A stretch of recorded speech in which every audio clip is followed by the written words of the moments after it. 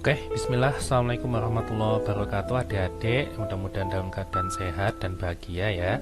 Nah, kali ini kakak akan menjelaskan dan memberikan tips dan trik cara mengerjakan soal-soal IPA, yaitu suhu dan kalor. Nah, adik-adik silakan diperhatikan karena ini nanti adik-adik akan ada latihan. Jika nanti adik-adik tidak fokus, maka adik-adik akan kesulitan dalam mengerjakan latihan karena soalnya hampir mirip nih. Jadi silakan diperhatikan baik-baik ya. Oke, nomor 1 itu adalah soal mengubah suhu sesuai skala yang diinginkan. Nah, kalau adik-adik ketemu soal seperti ini, mengubah suhu dari skala Fahrenheit ke Celsius atau Celsius ke Fahrenheit, adik-adik bikin dulu seperti ini nih ya. Kan skala ada Celsius, Reaumur, Fahrenheit, dan Kelvin ya. Nah, Celsius itu dia nilai skalanya adalah 5, Reaumur dia 4, Fahrenheit 9, dan Kelvin sama dengan Celsius yaitu 5. Nah, misalkan nih yang diketahui adalah di sini 77 derajat Fahrenheit, berapa Celsius gitu kan. Yang ditanya adalah Celsius. Nah, yang ditanya Celsius itu di nilai perbandingan skalanya berapa? 5, kita tulis 5 di sini. Nah, yang diketahui apa? Fahrenheit. Nah, Fahrenheit berapa? 9, berarti kita tulis 5/9. Oke, gitu ya. Jadi yang di atas itu yang ditanyakan, yang di bawah itu yang diketahui ya. Yang diketahui itu kan Fahrenheit, yang ditanya adalah Celsius. Oke, kemudian, nah kalau dari Fahrenheit ingat ya, kalau yang diketahui adalah Fahrenheit, maka jangan lupa dikurangi 32 dulu nilainya. Berarti 77 dikurangi 32. Berapa hasilnya? 45. Nah, oke gitu ya. Jadi ingat kalau dia yang diketahui adalah Fahrenheit dulu, berarti jangan lupa angkanya yang diketahui nilainya dikurangi 32. Hasilnya di sini 45 ya, berarti baru kita kalikan dengan 45. Oke, gitu ya. Ini bisa dicoret ya, 45 dibagi 9 itu adalah 5 ya. Oke. Nah, berarti 5 kali 5 25 derajat Celsius, berarti 70 derajat Fahrenheit sama dengan 25 derajat Celsius gitu ya. Nah, kita ke soal yang B. Yang B ini dia dari Celsius ke Fahrenheit, kebalik ya. Berarti yang diketahui itu Celsius, yang ditanya derajat Fahrenheit. 50 derajat Celsius berapa Fahrenheit gitu kan. Nah, yang ditanya adalah Fahrenheit, berarti Fahrenheit berapa? 9, kita tulis 9. Yang diketahui adalah Celsius, berarti Celsius berapa? 5, berarti 9/5. K ini perlu dikurangi 32, enggak ya? Yang dikurangi 32 khusus kalau dari Fahrenheit. Nah, kalau dari Fahrenheit baru dikurangi 32. Ini kan Celsius ya, dari Celsius berarti enggak usah. Nah, langsung saja dikali nilainya Celsius 50 ya. Kita coret 50 bagi 5 itu 10, berarti 9 kali 10, 90. Nah, kalau misalkan tadi kan dikurangi 32 dulu, ini nggak usah ya. Nah, tapi kalau yang dicari itu Fahrenheit, ya, dari apa ke Fahrenheit gitu kan, tambah 32, jangan lupa. Berarti 90 ditambah 32, hasilnya 122 derajat Fahrenheit. Berarti 50 derajat Celsius sama dengan 122 derajat Fahrenheit. Gitu ya. Oke. Bisa ya, mudah. Oke, nomor 2. Nah, nomor 2 adalah grafik perubahan suhu dan kalor nih. Ya, suhu dengan kalor ya. Di sini seperti yang sudah diterangkan minggu lalu, adik-adik sama, cuman ini yang ditanyakan adalah massa. Berapa massa airnya? Nah, kalau dulu yang sudah-sudah biasanya adik mengerjakan kalau yang ditanya berapa kalor yang dibutuhkan, kalau ini yang ditanya adalah berapa massanya. Oke ya. Oke. Nah, gimana caranya kalau ditanya massa? Mudah ya, justru sangat mudah. Nah, kuncinya ya, kalau diketahui kalor lebur, di sini ya kuncinya ya, cari kalor leburnya. Lah, ada nih kalor lebur. Nah, kita pakai kalor leburnya ya. Nah, kalor lebur, masih ingat ya, kalor lebur Itu rumusnya kan Q sama dengan ML ya. Nah, prosesnya di mana? Prosesnya di sini nih. Nah, sini sampai sini kan, masih ingat ya? B sampai C itu rumusnya M kali L. Nah, ini sudah diketahui loh Q-nya. Q ini sudah diketahui. Berapa Q-nya? Q-nya itu adalah ya selisih dari ini dan ini. Nah, oke ya. Q-nya adalah selisih dari proses di C dan di B. Berarti kita kurangkan 138 580 dikurangi 4180 gitu ya. Kita boleh pakai kalkulator kalau misalkan ada adik kesulitan. 138.580 dikurangi 4180, hasilnya adalah 134.400. Nah, gini ya. Joule. Oke, berarti Q sudah diketahui ya. Nah, sekarang mencari L-nya. L-nya ini ya. L itu adalah ini. L itu adalah kalor lebur S. Nah, berarti Q sudah, L juga sudah, kita tinggal bagikan. Berarti M massa sama dengan 134.400 dibagi 336.000. Nah, pakai kalkulator lagi. Dibagi 336.000. Hasilnya 0,4 kg. Oke, gitu ya. Mudah ya. Jadi ada dek pakai rumus M sama dengan Q per L. Q-nya itu dari selisih ini nih. Proses di sini ya. Proses yang datar ini ya, di tengah ini ya. Kemudian L-nya dari kalor lebur S-nya. Ya, tergantung berapa nilai kalor leburnya. Kalau di sini 336.000 ya.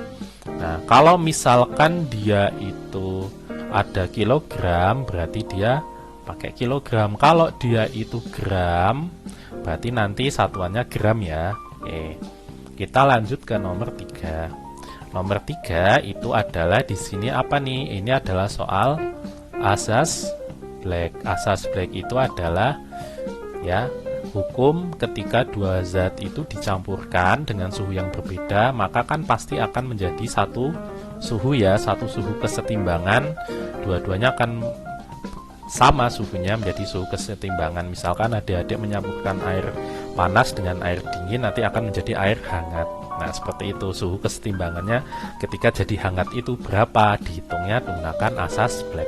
Rumusnya ya, seperti adik-adik sudah pelajari adalah MC delta T sama dengan MC delta T. Nah, kok sama MC delta T sama dengan MC delta T? Nah, beda dong. Yang kiri bebas ya, ini boleh bolak-balik. Yang kiri karena di sini adalah zat X, maka yang kiri itu semua adalah zat X. Kemudian yang kanan, karena ini adalah zat X dicampurkan dengan apa sih di soal ini?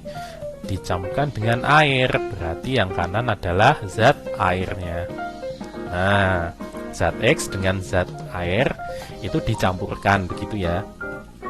Zat X ini kita tidak tahu apa, hanya diketahui zat X.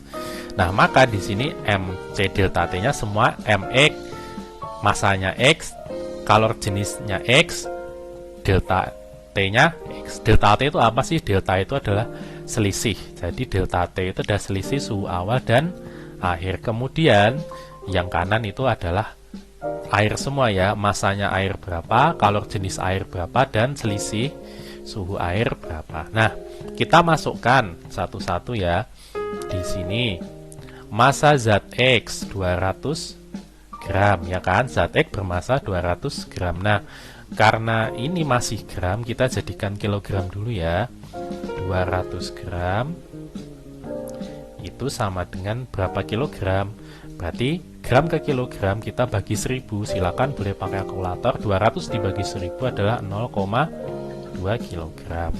Nah, berarti di sini 0,2 kilogram dikali C. C itu adalah kalor jenis.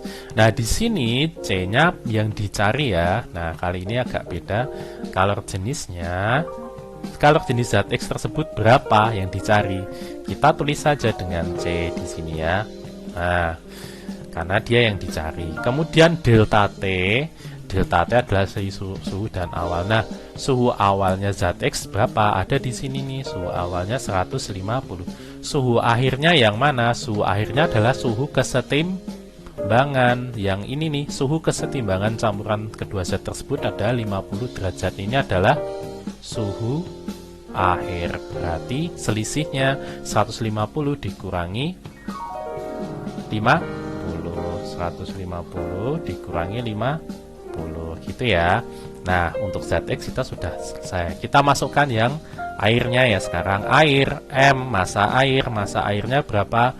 100 gram air, berarti massa airnya 100 gram. Kita jadikan kilogram, 0,1 kilogram. Kita masukkan 0,1 dikali C air. Kalau jenis airnya ini ada diketahui di sini ya, berarti 4200 dikali delta T airnya. Delta T air adalah suhu awal, selisih suhu awal dan suhu akhir. Nah, suhu awalnya air berapa? Suhu awalnya air di sini 25 derajat. Suhu airnya itu sama, yaitu suhu kesetimbangannya 50 derajat ini. Berarti 50 dikurangi 25. Nah, oke. Berarti kita hitung 0,2 dikali C dikali 150 kurangi 50 adalah 100 sama dengan 0,1 dikali 4200 itu 420 ya. Dikali 50 dikurangi 25, 25. Nah, 0,2 kali C kan 0,2C ya. Ini kita kalikan saja 0,2 dengan 100. 0,2 kali 100 20. 20 dikali C sama dengan 420 dikali 25. Kita boleh hitung dengan kalkulator. 420 dikali 25 sama dengan 10.500. Nah, berarti C sama dengan 10.500 dibagi ini 20. Nah, 10.500 kita bagi dengan 20. Hasilnya adalah 525 Joule per kilogram derajat Celcius. Nah, seperti itu ya. Oke, kita lanjut ke nomor yang terakhir nih. Ini adalah tentang pemuaian. Jadi pemuaian ketika logam itu dipanaskan, maka seperti hukum pemuaian, maka dia akan bertambah baik panjangnya atau ukurannya ya. Jadi kalau logam itu dipanaskan, dia akan bertambah panjang atau bertambah ukurannya. Rumusnya ya, pertambahan panjangnya berapa atau delta L-nya berapa? Delta L-nya adalah alfa kali LO. LO adalah panjang awal dikali delta T. Delta T tadi adalah selisih suhu awal dan akhir ya. Masih sama ya. Nah, oke, kita identifikasi dulu ya. Alfanya yang mana? Alfa itu adalah koefisien muai. Di sini mana koefisien muai? Nah, ini nih, baca 0,00011. Oke, kemudian LO atau L0, L awal. LO adalah panjang mula-mula. Panjang mula-mula. Delta T tadi adalah selisih suhu awal dan akhir. Oke, gitu ya. Berarti kita sudah dapat semuanya nih belum nih? Panjang mula-mulanya adalah 100 cm gitu ya. Panjang mula-mulanya adalah 100 cm. Kemudian dia selisih suhunya awal dan akhir. Berarti awalnya berapa sih? Awalnya kan 30, kemudian dipanaskan jadi 60. Berarti ya, berarti delta T-nya berapa? Delta T-nya 60 dikurangi 30 sama dengan 30 derajat Celcius. Berarti kita sudah dapat delta T-nya 30. Kemudian LO-nya itu tadi panjang mula-mula yaitu 100. Kemudian kita dapat koefisien muainya yang ini ya, yang 0,00 nih ya. 0,00011. Kita kalikan semuanya ya. Delta L sama dengan 0, sekian-sekian dikali 100 dikali 30 derajat Celcius. Kita boleh pakai kalkulator nih ya. 0,000 0,11 dikali 100 dikali 30, hasilnya 0,033. Nah, ini adalah baru delta L. Delta L itu apa? Delta L itu adalah penambahan panjang. Nah, yang dicari adalah berapa panjang kawat setelah dipanaskan. Berarti kita tambahkan delta L-nya, berarti panjang kawat itu sama dengan panjang mula-mulanya, yaitu 100, awalnya 100 ya, 100 ditambahkan dengan delta L-nya 0,033, berarti jawabannya 100,033, begitu ya, sentimeter. Oke, mudah-mudahan bisa dipahami. Selamat mengerjakan soal ya, ditunggu nilai perfectnya ya. Oke, assalamualaikum warahmatullahi wabarakatuh.